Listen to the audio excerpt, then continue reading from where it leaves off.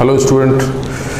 तो पिछली कुछ क्लासों में हम लोगों ने जो टॉपिक पढ़े उनमें concentration of solution, laws of chemical combination, जिस पर आपने केमिकल रिएक्शंस को कैसे प्रोडक्ट बनता है और कितने मोल्स बनता है, उसका अमाउंट क्या होता है, उन सब पे बहुत डिटेल पे बात की है। अब हम लोग एक और अगले इम्पॉर्टेंट टॉपिक पे आ रहे हैं जो कि मोल से ही रिलेटेड है बट थोड़ा नया है, और इस टॉपिक को हम लोग यूडियोमेट्री का नाम देते हैं। तो आज हम लोग यूडियोमेट्री की बात यहाँ पे करने जा रहे हैं। आपको पता है कि मैंने पिछली एक क्लास में आपको गैसियस फेज के बारे में, किसी गैसियस फेज का जो अपने कॉन्सेप्ट है उसको मैंने एक्सप्लेन किया था, और मैंने ये बात बताई थी कि अगर हम किसी गैस की बात करें तो किसी गैस के अंदर आप चार चीज़ें डिफाइन करते हैं: प्रेशर, वॉल्यूम, मोल्स और टेम्परेचर। ये चार चीज़ें होती हैं। तो अगर आप किसी गैस के अंदर प्रेशर, वॉल्यूम, मोल्स और टेम्परेचर, ये चारों चीज़ें अगर जानते हैं तो आप मोटे तौर पे ये बोल सकते हैं कि गैस के बारे में हमें आइडिया है। ठीक है। अब बात हम लोग एक दूसरे टर्म में कर रहे हैं। मैंने उसी समय आपको ये बात भी बताई थी कि यहाँ पे एक आइडियल गैस इक्वेशन होता है। तो आइडियल गैस इक्वेशन की जहाँ तक आप बात करते हो तो ये PV = nRT होता है। ये हम लोगों ने पढ़ा था। साथ ही साथ मैंने NTP STP के बारे में भी आपको आइडिया दिया था। इसका कुछ एप्लीकेशन और भी है, हालांकि पूरा चैप्टर तो गैसेस स्टेट में आपको अलग से बताया जाएगा, बट यहाँ पे कुछ बेसिक बातें और मैं यहाँ पे आपसे डिस्कस करने जा रहा हूँ। तो यहाँ पर अगर ध्यान दिया जाए तो pressure, volume, moles and temperature, ये चार वेरिएबल टर्म है, और जो R है वो क्या है, वो कांस्टेंट है। ठीक है। तो pressure, volume, moles and temperature, ये चारों चीज़ें वेरिएबल हैं और ये एक कांस्टेंट टर्म है। अब आपसे क्या बात बताई गई कि अगर आप इनमें से कोई भी दो वेरिएबल कांस्टेंट कर दें, चार चीज़ें हैं आपके पास और किन्हीं भी दो चीज़ों को आप कांस्टेंट कर देते हैं अगर, तो क्या होगा। जैसे आप ये बोल सकते हो कि अगर मैं किन्हीं दो वेरिएबल को कांस्टेंट मान लेता तो बाकी दो बचे हुए जो टर्म हैं वो क्या होंगे, आपस में रिलेट होने लगेंगे, वो एक दूसरे पे डिपेंडेंट होंगे और एक नया फॉर्मूला वहाँ पे जनरेट हो सकता है। कैसे? जैसे मैंने एक केस यहाँ पे बनाया, if pressure and temperature constant हो जाते हैं। क्या हो रहा है, प्रेशर और टेम्परेचर किसी गैस के अंदर कांस्टेंट हो जाता है। तो अगर आप इन दोनों को कांस्टेंट मान लें तो अब जरा मैं PV = nRT इक्वेशन को जरा समझिएगा। यहाँ से मैं V = nRT/P लिख देता हूँ। ठीक है। अब जरा देखिए, nRT/P, प्रेशर कांस्टेंट आपने मान लिया, टेम्परेचर कांस्टेंट मान लिया, R ऑलरेडी कांस्टेंट है, तो इसका मतलब वेरिएबल कौन कौन हुआ, वॉल्यूम और मोल्स। मतलब आप ये बोल सकते हो कि इतना सेगमेंट हम लोगों ने क्या मान लिया, कांस्टेंट। तो अब बचा क्या कि वॉल्यूम जो होगा वो मोल्स के प्रोपोर्शनेट हो सकता है। क्लियर बात? मीनिंग क्या हुआ कि वॉल्यूम को आप मोल्स की तरह ट्रीट कर सकते हैं। अच्छा, इससे फ़ायदा क्या होगा उस पर मैं बाद में आता हूँ। यहीं से आप एक इक्वेशन भी बना सकते हैं, V1/N1 V2/N2, ये एक रिलेशन यहाँ पे डेवलप हो गया। एक बात ध्यान रखिएगा, ये कंडीशन जब आप इस तरह के कोई फॉर्मूले लिखते हैं तो उससे पहले हमें ये सब ज़रूर पता हो कि हम उनको किन कंडीशन में अप्लाई करते हैं। ये सबसे इम्पॉर्टेंट बात है। तो मैंने यहाँ पे क्या किया, इस इक्वेशन, बस आपको ये इक्वेशन याद रखना है, ये मेन इक्वेशन है, आइडियल गैस इक्वेशन, जो कि गैस में एप्लीकेबल होगा, और वो कौन सी गैस होती है, आइडियल गैस। PV = nRT, यहाँ पे प्रेशर है, ये वॉल्यूम है, ये मोल्स है, ये टेम्परेचर है। ठीक है। अब इन चार चीज़ों में, चार वेरिएबल टर्म में किन्हीं भी दो को अगर आप कांस्टेंट कर देते हैं तो कांस्टेंट करते ही बाकी दो जो वेरिएबल हैं उनके बीच रिलेशन बन जाता है। तो मैंने पहला एक केस दिखाया जिसमें प्रेशर और टेम्परेचर को हमने कांस्टेंट कर दिया। तो अगर ये दोनों कांस्टेंट आप मान लेंगे तो इस इक्वेशन में अगर ध्यान दें तो v is equal to N R T by P आ गया। तो अब आप देखो ये पूरा सेगमेंट कांस्टेंट हो गया, तो डायरेक्टली v किसके प्रोपोर्शनेट हो गया, n के। तो आप यहाँ पे बोल सकते हैं v is directly proportional to n। और ये सीधा सीधा रिप्रेजेंट करता है कि अगर ऐसी कंडीशन होती हैं तो मोल्स को आप डायरेक्टली वॉल्यूम की तरह ट्रीट कर सकते हो। अच्छा, इससे फ़ायदा क्या हुआ, इससे एक बड़ा फ़ायदा क्या होगा, जैसे हम लोग केमिकल रिएक्शंस के अंदर अभी तक ये पढ़ते आए हैं कि किसी रिएक्शन को देखकर आप ये बताते थे कि किसी पर्टिकुलर रिएक्टेंट का 1 मोल, किसी दूसरे रिएक्टेंट का मान लीजिए 2 मोल, तो आपको प्रोडक्ट कितने मोल मिलेगा ये बता देते थे हम। वैसे ही सिमिलर पैटर्न पे आप अब मोल्स की जगह वॉल्यूम को भी यूज़ कर सकते हैं, लेकिन कब, जब ये सब कंडीशन दे रखी हो।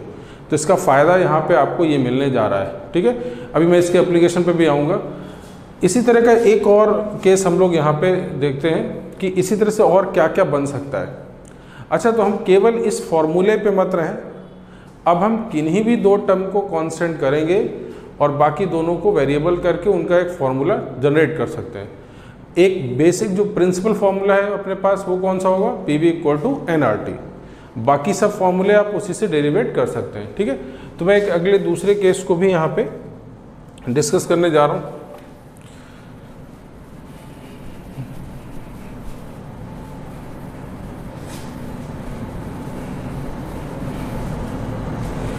जैसे अब मैं एक दूसरा केस यहाँ पे सेकंड यहाँ पे बता रहा हूँ। लेट मान लेते हैं v एंड t कांस्टेंट।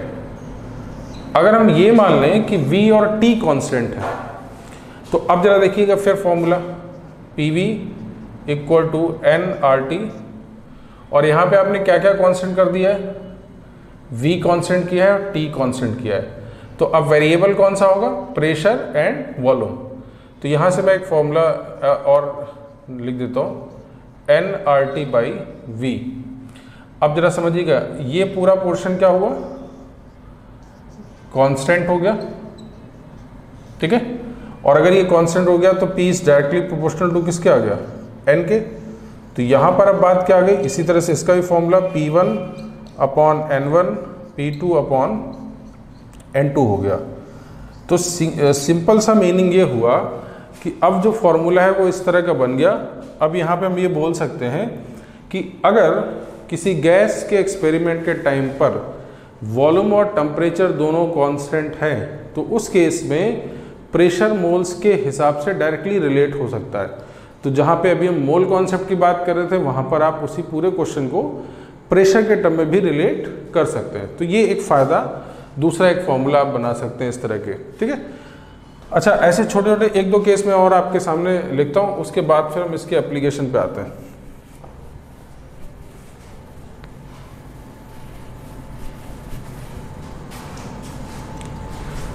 जैसे यहाँ पे अब मान लीजिए आप में से बहुत सारे स्टूडेंट ने शायद बॉयल्स लॉ, चार्ल्स लॉ पढ़ा होगा, तो वैसा देखो वो सब कहाँ से आ जाता है।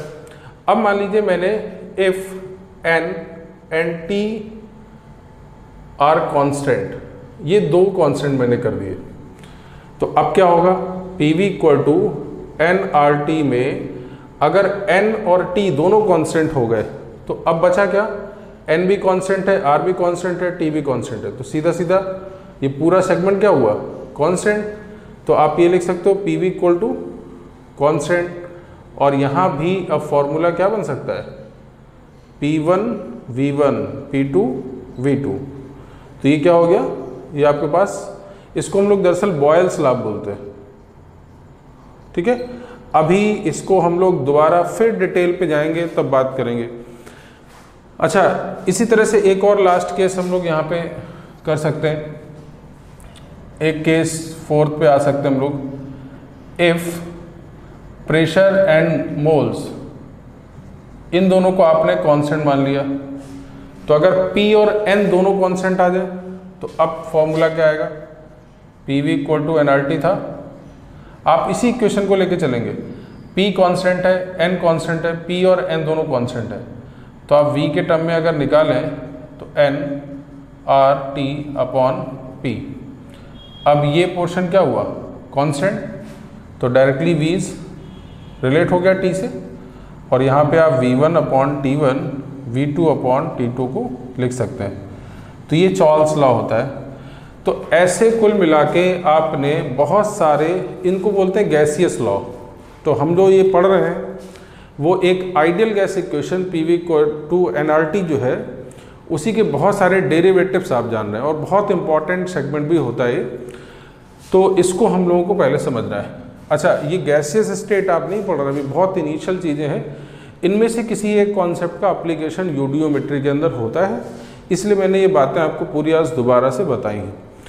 मोटे तौर पे मैं एक बार पूरी बात रिवाइज कर देता हूँ। मोटे तौर पे बात अगर आप समझें तो एक क्या समझने वाली बात है कि किसी भी गैस को रिप्रेजेंट करने के लिए चार चीज़ें हैं। एक प्रेशर है, दूसरा वॉल्यूम है, तीसरा मोल्स है, टेम्परेचर है। क्लियर है? अब उन चार चीज़ों को लेकर एक आइडियल गैस इक्वेशन बनाया गया, PV=nRT। आपको पता है इसमें से चार चीज़ें वेरिएबल हैं और R एक कांस्टेंट है, पहले से पता है। अब अगर उन चार वेरिएबल चीज़ों में किन्हीं भी दो चीज़ों को अगर हम कांस्टेंट मान लेते हैं तो बचे हुए दो चीज़ें आपस में रिलेट होने लगेंगी।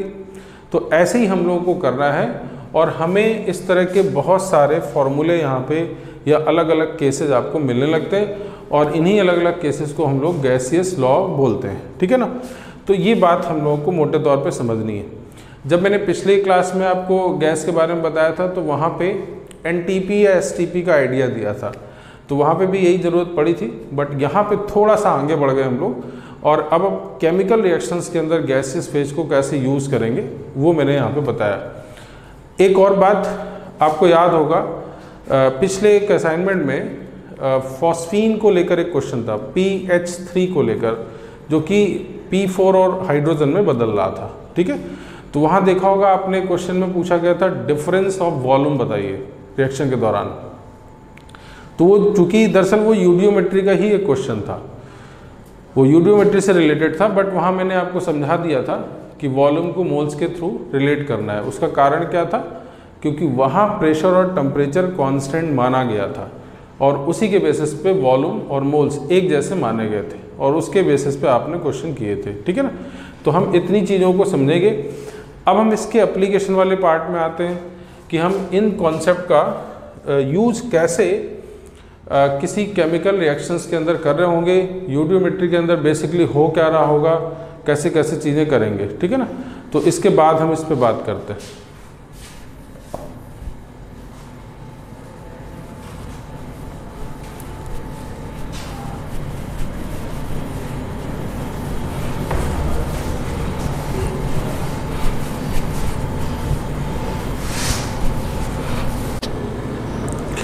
तो अब हम लोग यूडियोमेट्री में बेसिकली क्या कर रहे होंगे और क्वेश्चन किस तरह से बनता है उस पर बात करते हैं। तो दरअसल यहाँ पे होगा क्या, जैसे मान लीजिए हमारे पास एक हाइड्रोकार्बन है, और इस हाइड्रोकार्बन में let's see CXHY plus O2, और यहाँ पे मैंने कंबशन किया तो जितना मोल कार्बन होगा उतना कार्बन डाइऑक्साइड गैस, और जितना हाइड्रोजन उसका हाफ वाटर। अच्छा, एक ख़ास बात इस पूरे यूडियोमेट्री में क्या होगा, इस पूरे पार्ट में हम लोग केवल गैसियस जो प्रोडक्ट होंगे, गैसियस फेज में जो प्रोडक्ट होंगे उनके बारे में एनालिसिस कर रहे होंगे। यानी हमको कुल मिला के गैस का एनालिसिस करना है, चाहे वो रिएक्टेंट साइड हो या चाहे प्रोडक्ट साइड हो। तो ज़्यादातर जो क्वेश्चन होंगे उसमें हम क्या कर रहे होंगे वो मैं एक एग्जांपल देता हूँ। तो कई क्वेश्चन में ऐसा होगा कि हमारे पास एक गैसियस हाइड्रोकार्बन होगा, उसका हम कंबशन करा रहे होंगे, या उसको O2 से रिएक्शन करा रहे होंगे, या O2 पास करा रहे होंगे, और फिर रिएक्शन हुआ होगा, प्रोडक्ट में कुछ गैस बन गई होगी। तो ओवरऑल कुल मिला के गैस के बारे में ही पूरा एनालिसिस हमें करना होगा। तो उसको एक बार समझते हैं। जैसे मान लीजिए मैंने यहाँ पे एक हाइड्रोकार्बन लिया है CXHY, ठीक है, और इसका O2 से रिएक्शन कराया गया। मतलब आप ये बोल सकते हो कि यहाँ भी एक गैस है और ये भी एक गैस था। अब दोनों गैस को हमने मिक्स कर दिया, और जैसे ही मिक्स किया तो इनका रिएक्शन हुआ, तो X मोल आपके पास कार्बन डाइऑक्साइड गैस बन गया, और ये लिक्विड होता है। तो कई बार गैस लिखा जाता है तो आप गैस मानेंगे, जब ये लिक्विड है, इन जनरल तो लिक्विड ही होता है, तो इसको आप हटा देंगे। अच्छा, इसको बैलेंस करना आपको आना चाहिए। क्या होगा, 2x लिखा है ऑक्सीजन, और अगर आप देखें तो यहाँ पे ऑक्सीजन कितना होगा, y/2। क्लियर? तो यहाँ जो अगर आपको ऑक्सीजन बैलेंस करना है तो ऑलरेडी 2 है, तो आप इसी में 2 को डिवाइड कर दीजिए, तो आप x + y/4 ऐसा लिख सकते हैं। ठीक, तो अब जरा मैं इसका मतलब समझाता हूँ। इसका मीनिंग अभी फ़िलहाल क्या है, 1 मोल CXHY, ये बोल सकते हैं आप, मल्टीप्लाई में 1 है। 1 मोल CXHY on reaction with O2 के कितने मोल्स आप बताएंगे, x + y/4। ठीक है, on reaction with x/4 moles of O2। Clear? Gives, क्या गिव्स होगा, x mole CO2 and y/2 mole water. तो ये तो हम लोगों ने क्या किया है, रिएक्शन को पढ़ना सीखा है कि कैसे हम रिएक्शन पढ़ते हैं। अभी तक भी आप पढ़ते आ रहे हैं, इस तरह का चीज़ तो हम लोगों ने पहले भी किया है, बट थोड़ा इसको और स्पेसिफाइड करके हम लोग कर सकते हैं। तो जैसे मैंने इस रिएक्शन को क्या लिखा कि 1 mole of CXHY x + y/4 mole of O2 दोनों आपस में रिएक्शन करते हैं, जिसके बाद x मोल CO2 मिलता है और y/2 मोल वाटर मिलता है। ठीक है, अब चूंकि यूडियोमेट्री की आप बात कर रहे हैं तो प्रेशर एंड टेम्परेचर आप पहले से कांस्टेंट मान के चल रहे हैं। तो अगर ये दोनों कांस्टेंट होंगे ऑलरेडी, तो आप ये बोल सकते हो सेम रिएक्शन, यानी जो मोल्स के टर्म में प्रोसीड होता है वही चीज़ हम लोग वॉल्यूम के टर्म में भी बता सकते हैं। तो इसका मतलब क्या हुआ, मतलब ये हो गया कि जहाँ मैंने 1 मोल लिखा है उसकी जगह में और क्या बोल सकते हैं, 1 ml CXHY। 1 ml में रखिए तो पूरे को ml में रखिएगा, अगर आप लीटर में ले लें तो लीटर में रखिएगा सब। फिलहाल मैंने ml में ले लिया, तो 1 ml CXHY and x + y/4 ml O2 on reaction gives x ml CO2 and y/2 ml water. अगर वाटर लिक्विड ना होता, गैसेस फेज में होता, तो हम इस तरह से उसको वॉल्यूम डिफाइन करते। तो सीधा सीधा मतलब आप ये समझिए कि कैसे किसी रिएक्शन को हम लोग ऐसे रिप्रेजेंट करेंगे। ठीक है, तो एक तो ये बात, इस चीज़ को बहुत अच्छे से समझना है, क्योंकि इन्हीं सब चीज़ों पे छोटे छोटे पॉइंट्स पे क्वेश्चन डिपेंड करेगा। अब मैं इसका एक छोटा सा एग्जांपल देता हूँ कि एग्जांपल में कैसे इसको रिलेट कर पाएंगे। ठीक है,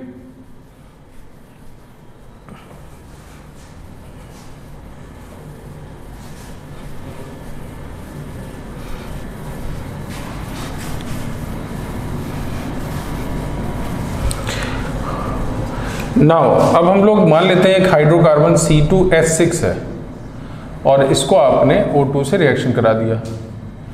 तो जब आप इससे रिएक्शन कराएंगे तो 2 कार्बन है, तो यहाँ पे 2 मोल ऑफ CO2 आ गया, प्लस वाटर कितना बनेगा, 3 मोल्स।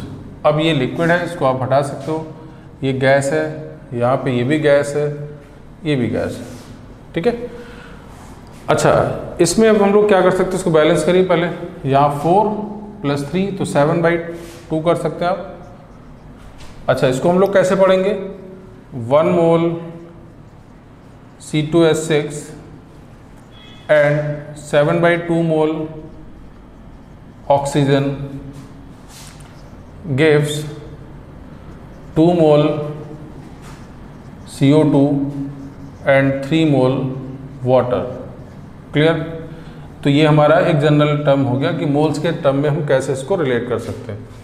ऐसे ही हम लोग दूसरे तरीके से क्या बोल सकते हैं, 1 ml C2H6 and 7/2 ml oxygen gives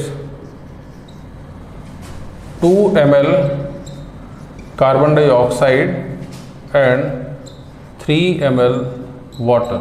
clear बात? तो ये दोनों मतलब एक ही हैं। मैं केवल आपको इतना समझा रहा हूँ कि जो बात अभी तक हम लोग मोल्स में करते आ रहे हैं उसको हम वॉल्यूम के टर्म में कैसे लिखना सीखेंगे, ठीक है। तो ये भी एक एग्जाम्पल है। एक और छोटा सा एग्जाम्पल मैं इसको और बढ़ा देता हूँ। तो सबसे पहले तो आपको कंबशन रिएक्शन लिखना बहुत प्रॉपर आना चाहिए। कैसे क्या लिखना है, कैसे रिलेट करना है, उसको समझिएगा, ठीक है।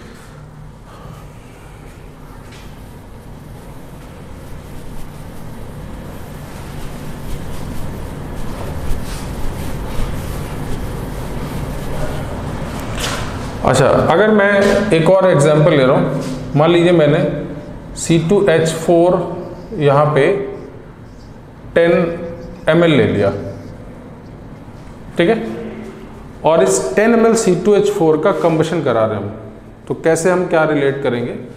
तो C2H4 का पहले तो कंबशन लिखा जाए, तो हम यहाँ पे क्या लिखेंगे, 2 times of CO2 plus 2 times of water.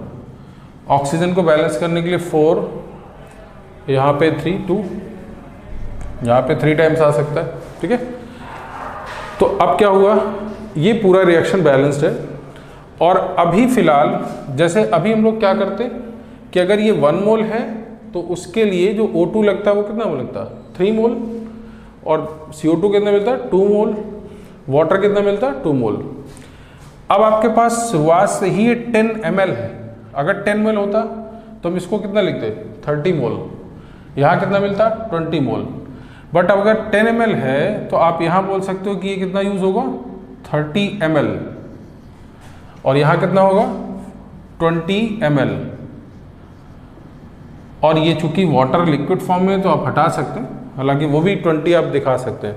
तो आप ये बोल सकते हो, अगर आपसे कोई क्वेश्चन पूछता है कि 10 ml C2H4 के कंबशन के लिए या रिएक्शन के लिए, पूरा O2 से रिएक्शन कराने के लिए कितने ml O2 लगेगा, तो आप कितना बताएंगे, 30 ml, ठीक है। दूसरा एक क्वेश्चन पूछा जाता है कि कार्बन डाइऑक्साइड कितने ml मिलेगा, तो आप क्या बोलेंगे, यहाँ पे 20 ml मिलेगा।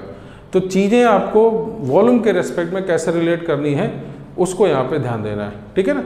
तो ये बात तो पहले हम लोगों को समझनी है।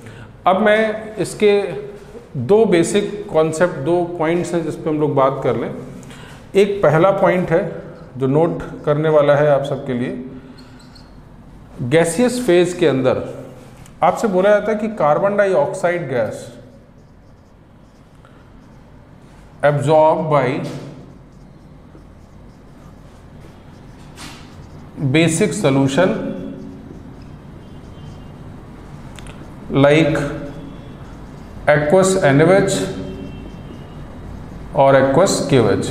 ये बात बताएगी। पहला एक इन्फॉर्मेशन आपको ये याद रखनी, और ये आपको पता भी है कैसे। बात ये बोली जाती है कि CO2 जो गैस होता है, कार्बन डाइऑक्साइड गैस होता है, वो किसी भी बेसिक सोल्यूशन में एब्जॉर्ब हो जाता है, मतलब रिएक्ट कर जाता है। और ये आपने अभी मैंने जब एसिड बेस रिएक्शन बताया था शुरुआत में पहले क्लास में, तो आपको ये पता भी है।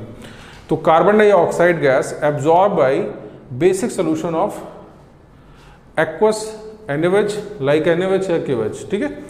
तो इसका यूज़ कहाँ होगा, कैसे होगा, मैं अभी इसका आगे एग्जांपल दूंगा। बट ऐसे आप समझ लीजिए, मान लीजिए आपके पास कोई एक गैसियस मिक्सचर है और उस गैसियस मिक्सचर के अंदर कार्बन डाइऑक्साइड भी है, ठीक है ना। और जब आप उस पूरे मिक्सचर को NaOH या KOH में पास कराते हैं, तो पास करने के बाद जो पूरा का पूरा CO2 होगा वो गायब हो जाता है और बाकी बचा हुआ गैसेस मिक्सचर आपको मिल जाता है। तो ये वहाँ पे आपको इस तरह के क्वेश्चन जब मिलेंगे तो वहाँ हेल्प मिलेगी, ठीक है। तो ये एक इन्फॉर्मेशन। और दूसरी इन्फॉर्मेशन अभी के लिए फिलहाल एक और है, और वो है O2 gas is absorb by alkaline pyrogallol. अच्छा, ये सब आपको इस पे भी नहीं पढ़ना है कि पायरागैलोल क्या है, होगा जो होगा आगे चल के आपको सब जानना है। अभी फिलहाल केवल एक केमिकल है, आप ऐसा मान लीजिए जैसे अल्कोहल आप जानते हैं वैसे ही एक केस है। तो O2 गैस भी अल्कलीन पायरागैलोल जैसे केमिकल में एब्जॉर्ब हो जाता है। तो जैसे कहीं सेंटेंस में अगर ये लिखा हो कि एक gaseous mixture on passing alkaline solution of pyrogallol तो आप ये समझ जाएंगे कि उस मिक्सर से जैसे उस सॉल्यूशन से पास किया जाएगा उस मिक्सर को, तो वहाँ से O2 गैस क्या हो जाएगी, गायब हो जाएगी, और O2 चूँकि वहाँ पे एब्जॉर्ब हो चुकी होगी। ठीक है, तो इन दो पॉइंट्स को आपको ध्यान रखना है। और ये हाइड्रोकार्बन के कंबशन। अब मैं इससे रिलेटेड सीधे क्वेश्चंस पे आ रहा हूँ, और पहले इनको बहुत अच्छे से क्लियर रखना है कि कैसे हम इसको रिलेट करेंगे। मेजर पार्ट इसके क्वेश्चन ही है, जिस पे हम लोग एक एक करके कुछ क्वेश्चन सीखेंगे, और तब आप रिलेट कर पाएंगे कि यूडियोमेट्री का एक्चुअल मतलब क्या है, उससे रिलेटेड क्वेश्चंस कैसे कर पाते हैं आप। ठीक है,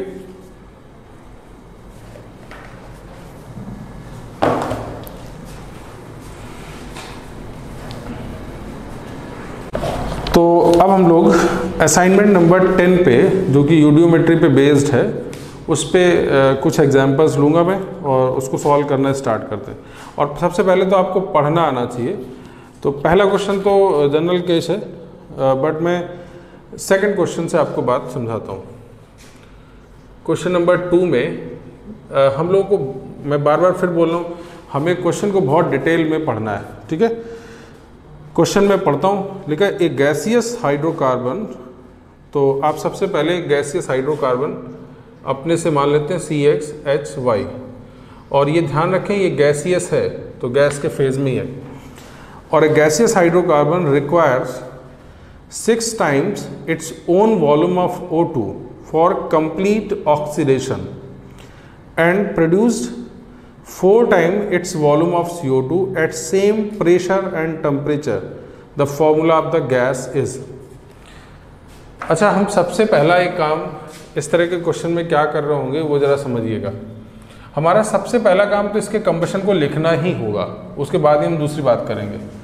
तो हम सबसे पहले CXHY O2 it gives X times of CO2 plus Y/2 times of water. ये लिक्विड है तो इसको आप हटा सकते हैं। अच्छा, इसको बैलेंस जब करेंगे हम लोग तो यहाँ पे x प्लस Y/4 आएगा। ये बात मैंने पहले ही बताई। ठीक है, तो अभी फिलहाल इस गैस के इस पूरे इक्वेशन को अगर ध्यान से देखें आप तो क्या बोल सकते हैं, 1 मोल ये, तो x plus Y/4 mole O2, x mole CO2 and Y/2 mole of water. But water को हम इसलिए यहाँ पे ट्रीट नहीं कर रहे हैं बिकॉज वो लिक्विड है। ठीक है, अच्छा, यहाँ पे अपने से मैं मान लेता हूँ लेट वॉल्यूम जो है वो V है, V ml आपने यहाँ पे ले लिया। लेट वॉल्यूम ऑफ हाइड्रोकार्बन कितना मान लिया हमने, V। ठीक है, तो V के रेस्पेक्ट में हम लोग जरा पहले तो ये सब लिख देते हैं रिएक्शन, उसके बाद क्वेश्चन को दोबारा हम लोग पढ़ेंगे। अच्छा, अगर ये V ml है तो इसके लिए O2 कितना लगेगा, V times of X plus Y/4। क्यों भाई, ये बात ध्यान समझिएगा। अगर ये V ml है, ये 1 था तो 1 का मल्टीप्लाई ये हो गया, तो अगर मैं इसका V ml लिखता हूँ तो ये कितना ml लगेगा, V X प्लस Y/4। ठीक है, और अगर ये ऐसा हुआ है तो यहाँ पे क्या मिलेगा, V X ml। ठीक, इसकी बात हम लोग कर नहीं रहे बिकॉज वो लिक्विड की तरफ है। ठीक, आप अभी इस रिएक्शन से ये बता सकते हो कि यूज्ड वॉल्यूम ऑफ O2 कितना है, V times of X plus Y/4। ठीक है, हम ये भी बता सकते हैं फॉर्म्ड वॉल्यूम ऑफ CO2 कितना, Vx। क्लियर, ये हम अपने से बता रहे हैं।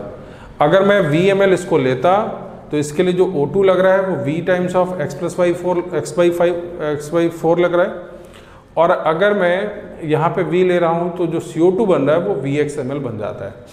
अब मैं जरा क्वेश्चन को दोबारा फिर पढ़ रहा हूँ। क्वेश्चन में देखिए जरा दोबारा क्या लिखा है।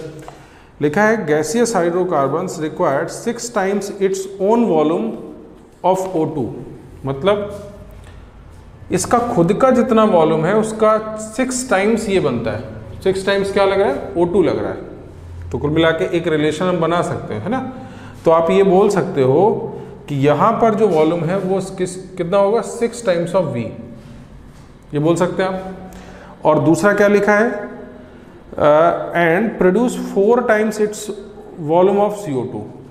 यानी वॉल्यूम जो CO2 का है वो क्या है 4 टाइम्स है, ऐसे लिख सकते हैं। तो ये दोनों इक्वेशन आपने इक्वेट कर दी। और अब आपको चाहिए क्या, आपको तो फॉर्मूला चाहिए, तो उसके लिए x और y दोनों आने चाहिए। अच्छा, ये इक्वेशन अगर बनता है तो यहाँ से v कैंसिल करिएगा। तो अगर ये v कैंसिल हो गया तो यहाँ x की वैल्यू क्या आ गई, ये तो 4 आ गया। और अब आप जरा इस इक्वेशन पे आ जाए तो ये भी v कैंसिल है, ठीक है। x की वैल्यू 4 रख दीजिए, तो 4 plus y/4 is equal to 6।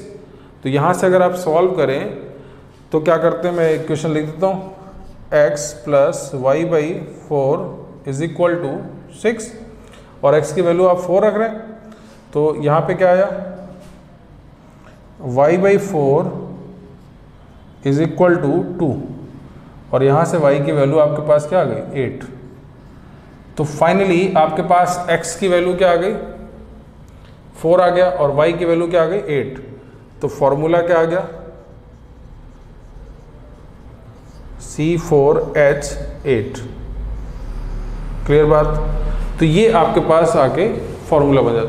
अच्छा, एक चीज़, केवल आपका एक काम होगा, जैसा क्वेश्चन में बोला जा रहा है उसको एक एक स्टेप वाइज बस उसको लिखते चलना है।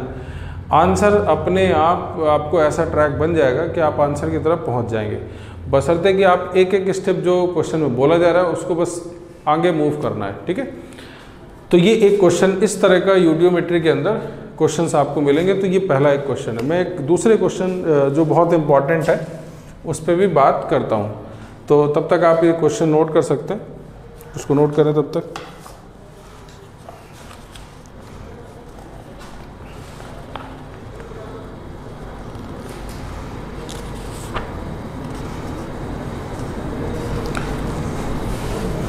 तो इसके बाद एक दूसरा इंपॉर्टेंट जो क्वेश्चन है वो क्वेश्चन नंबर 3 है, थोड़ा अलग है बिल्कुल।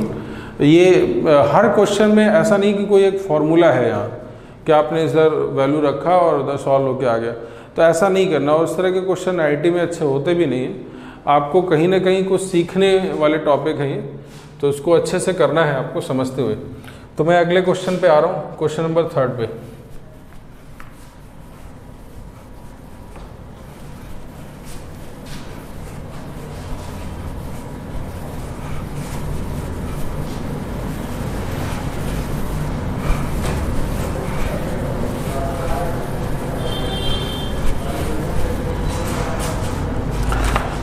क्वेश्चन नंबर 3 में अगर हम बात करें तो क्वेश्चन को बस ध्यान से पहले पढ़ा जाए।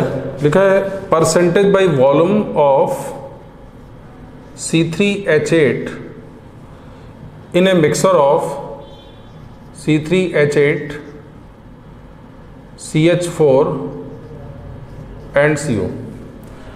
ये एक मिक्सर ले लिया गया 3 गैसों का, कौन कौन सा, C3H8 है, CH4 है और CO है, ठीक है। और बोला इसमें जा रहा है percentage by volume of C3H8, यानी इसका वॉल्यूम जो परसेंटेज है C3H8 का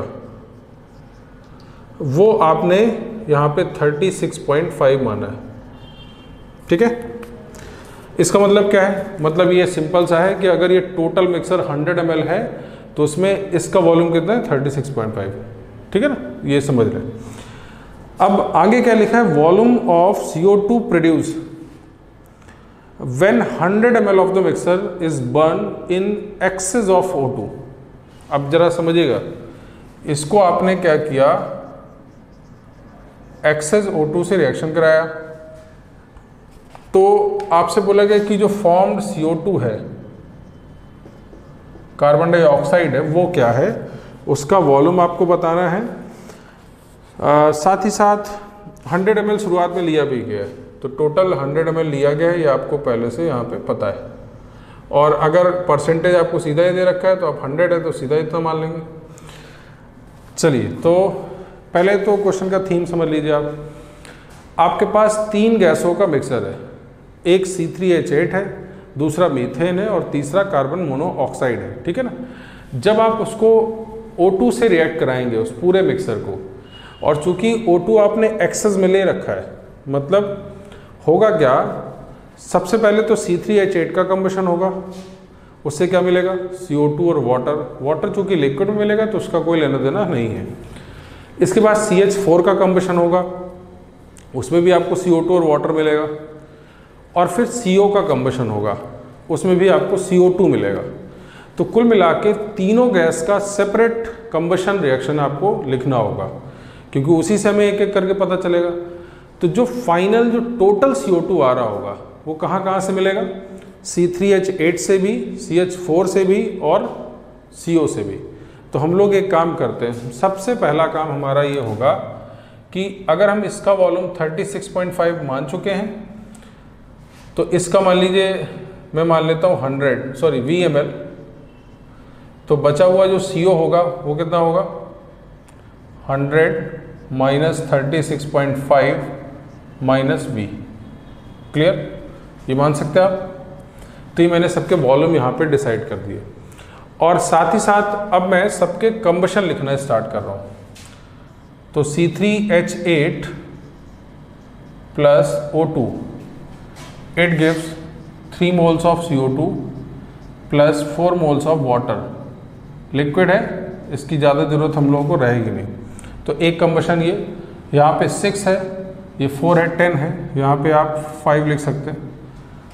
दूसरा CH4, इसको मैं थोड़ा सा गैप करके लिख रहा हूँ, CH4 plus O2 it gives CO2 and water.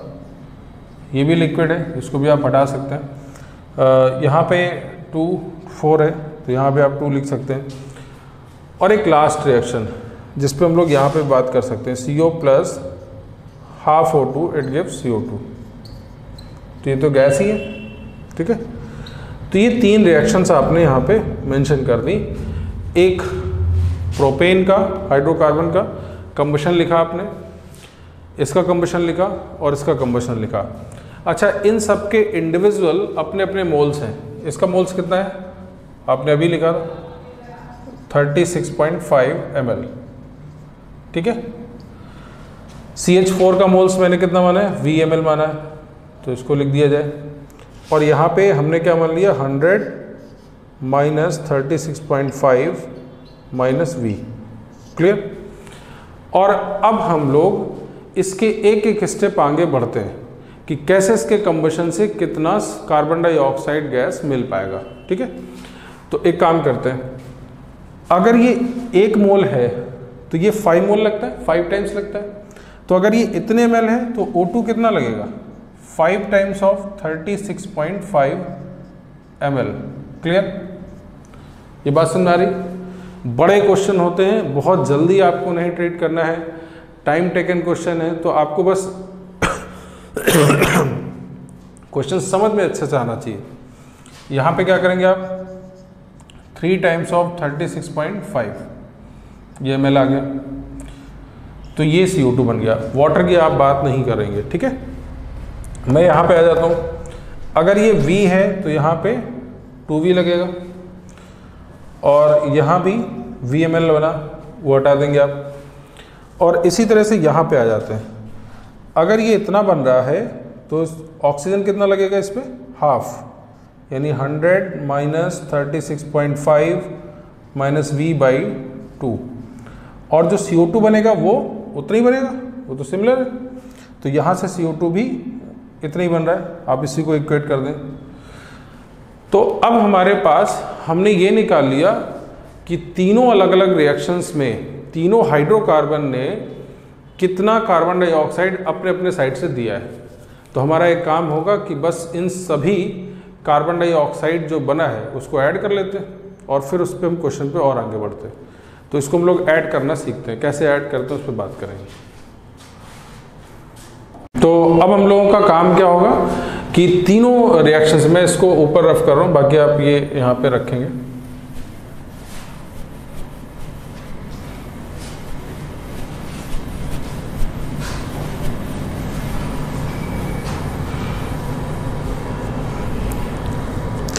चलिए, तो अब हम लोग एक काम कर रहे हैं, हम लोग सबसे पहले ये निकाल लें फॉर्म्ड CO2 कितना होगा अच्छा, किस किस से CO2 मिला? एक तो ये मिला, साथ साथ ये मिल गया और यहाँ भी मिला, तो आप तीनों को ऐड कर देते हैं। तो आप चाहें तो इसको लिख भी सकते हैं CO2 form by C3H8, CH4 and CO, but हम डायरेक्ट ऐड कर देते हैं। तो 3 इंटू 36.5 ये हो गया, प्लस यहाँ पे कितना हुआ VmL, प्लस यहाँ पे कितना CO2 मिलेगा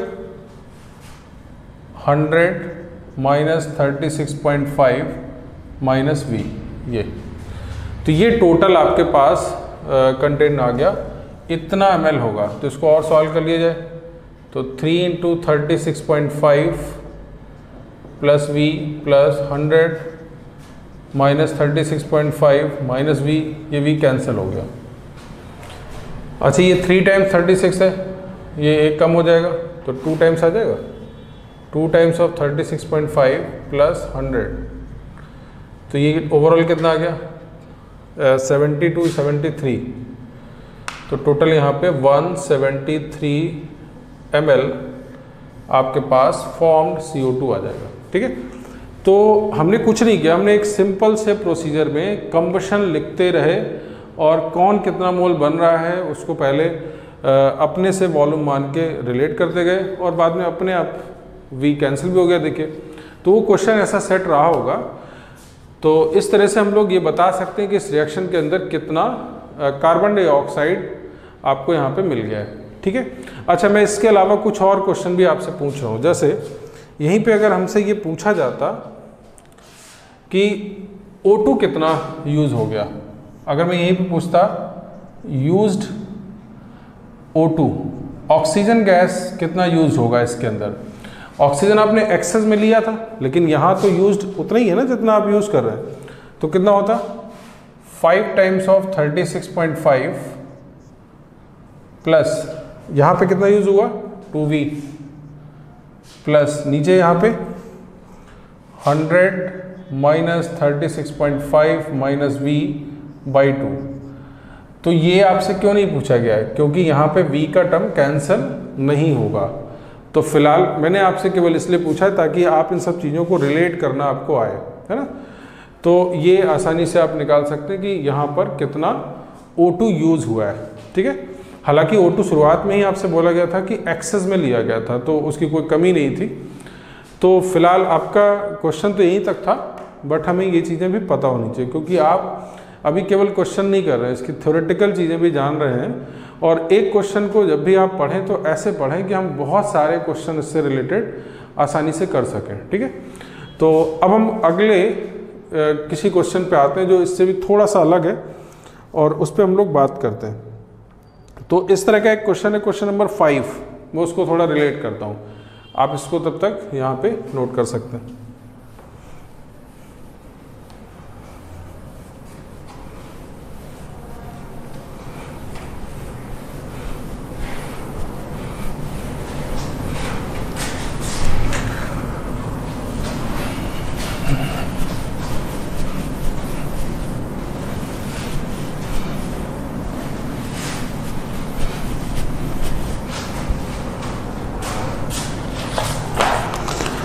तो क्वेश्चन नंबर 5 में कुछ ऐसे ही चीज़ें हैं। अब हर एक पे थोड़ी मोड़ी चीज़ें चेंज होंगी, बाकी हर जगह एक ही जैसा काम है। एक gaseous alkane is exploded with oxygen, एक गैसियस एल्केन है, तो आप CXHY अपने से मान लीजिए। आप चाहें तो एल्केन में CnH2n+2 जो जनरल फॉर्मूला आपने पढ़ा है वो भी मान सकते हैं, उससे कोई फ़र्क नहीं पड़ेगा। अच्छा, इसके बाद यहाँ पे लिखा है gases alkane is exploded with oxygen, यानी O2 से रिएक्शन हो रहा है, तो वैसे ही रिएक्शन हुआ होगा X टाइम्स ऑफ CO2। चलो मैं थोड़ा सा अलग भी लिख देता हूँ आपको, ताकि आपको कुछ चीज़ें वेरिएबल भी पता रहे। CnH2n+2, ये क्या है, एल्केन का एक जनरल फार्मूला है जो आपने 10th क्लास में पढ़ा भी है। तो इसके हिसाब से चलो इसको लिख देते हैं। तो N टाइम्स ऑफ CO2 मिलेगा, प्लस वाटर हाइड्रोजन जितना है उसका आधा मिलेगा, तो N+1 H2O लिख सकते हैं आप, यहाँ पे लिक्विड है। ठीक है, ये गैस है। अच्छा, अगर ऐसा है तो यहाँ पे ऑक्सीजन कितना है 2n और प्लस n+1 यानी 3n+1 आ गया।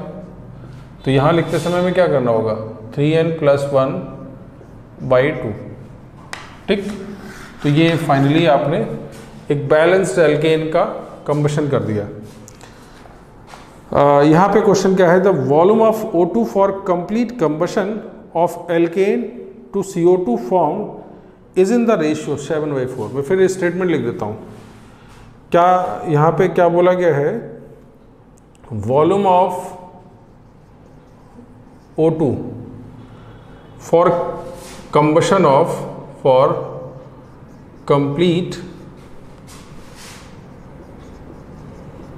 combustion of alkane to this CO2 formed in the ratio formed CO2, इसका रेशियो क्या दे रखा है 7/4। तो आपके पास मेरे ख्याल से इसको करने का एक डायरेक्शन पता चल गया। तो हमें ऑलरेडी ये बात बोली गई, तो एक काम करते हैं, हम लोग रिएक्शन लिख चुके हैं, हम अपने से एक V वॉल्यूम मान लेते हैं यहाँ पे VmL। ठीक है, तो अगर ये VmL है तो यहाँ पे V टाइम्स ऑफ 3n+1/2 कितना ml लगेगा, और O2 कितना लगेगा n टाइम्स ऑफ V। ठीक, यहाँ पे अपने से हमने लिख दिया, ये VmL अगर है तो यहाँ पे जो O2 लगेगा V टाइम्स ऑफ 3n+1/2 और यहाँ n इंटू वी, ये CO2 मिल जाएगा। अब जो ये लिखा है बस इसी को आप सीधे सीधे लिख दो, तो इसमें और आसान बात है। 7/4 is equal to volume of O2 for the complete combustion of alkane, कितना लग रहा है ये, तो V टाइम्स ऑफ 3n+1/2 और अपॉन में फॉर्म्ड CO2 NV, तो आप सीधे n इंटू वी ऐसे लिख दें, ये कैंसिल यहाँ से, तो यहाँ से क्या आ गया 7/4 is equal to 3n+1 upon 2n। ठीक है ना, यहाँ पे आ गया। अब आप इसको और सॉल्व कर लें, तो यहाँ पे कितना आ रहा है, फाइनली आ गया 14n इज इक्वल टू 4, तो 12n+4। ठीक है, तो यहाँ से ये डिफरेंस आ गया 2n इज इक्वल टू 4 और n इक्वल टू क्या आ गया 2 आ गया। तो यहाँ से अगर आपके पास 2 आ गया तो फॉर्मूला क्या आ गया C2H6, तो ये आपके पास इथेन हो गया। इसको आप क्या बोलते हैं इथेन। तो इस इथेन के हाइड्रोकार्बन से आपने ये पूरा क्वेश्चन रिलेट किया है। तो आप ये बोल सकते हो कि अगर इसके कंबशन किए जाए तो ये रेशियो, यानी कुल मिला के आपने क्वेश्चन को डिज़ाइन किया है इस तरह से। तो इन सब को आप अच्छे से टैकल करेंगे। इसके अलावा और भी बहुत सारे इसके अंदर क्वेश्चन हैं। क्वेश्चन नंबर 6 है, 7 है, 8 है, 9, 10 सभी उसी तरह के क्वेश्चन हैं। तो हम सबको करना क्या है, अभी आप इसके क्वेश्चंस को ट्राई करेंगे और जो क्वेश्चंस नहीं आते हैं फिर मैं इसको और डिस्कस करूँगा। अच्छे क्वेश्चंस हैं और टाइम दे के करिएगा, बहुत जल्दी नहीं करना है, रुक रुक के क्वेश्चन करने, जिनमें से जो मोस्ट इम्पॉर्टेंट क्वेश्चन है वो question number 7 and question number 11 and 12, ये तीनों अच्छे क्वेश्चन हैं। तो आप सब ट्राई करेंगे, जैसा आपको आता है फिर उसके बाद हम लोग आगे के टॉपिक पे आएंगे। तो इन सब टॉपिक के बाद फिर अगले कुछ और बहुत इंपॉर्टेंट टॉपिक होंगे जिसमें हम लोग ऑक्सीडेशन रिडक्शन यानी रेडॉक्स पे भी बात करना स्टार्ट करेंगे। तो अगली क्लासेस में फ़िलहाल अभी आपको पूरा फोकस इस यूडोमेट्री वाले टॉपिक में रखना है। ठीक है, तो ठीक है, ओके, बाय बाय, मिलते हैं नेक्स्ट क्लास।